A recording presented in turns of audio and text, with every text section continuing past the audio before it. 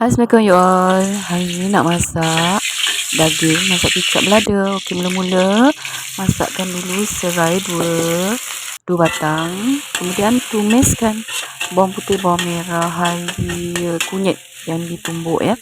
Okey, tumis bagi pecah minyak. Okey, kemudian letakkan cili kisar. Cili kisar ni 2 sendok 2 sendok kecil saja. Okey, tumis cili sampai naik minyak.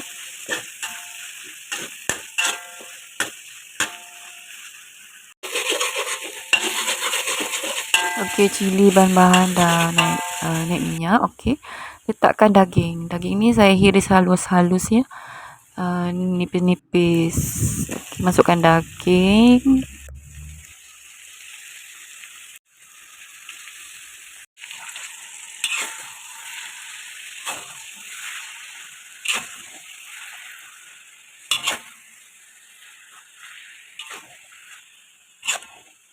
Okey, kacau-kacau gaul sehingga sebati.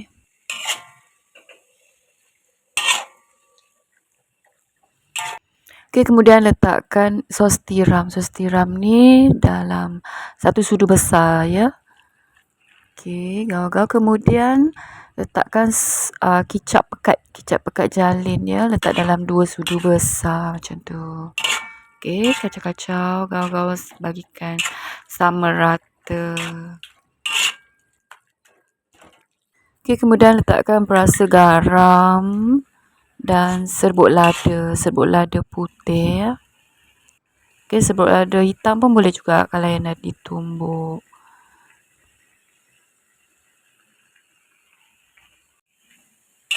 Okey, kacau-kacau sehingga sebati.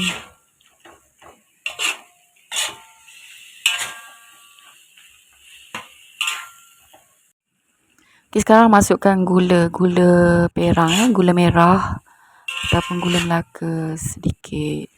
Kemudian letak air asam jawa.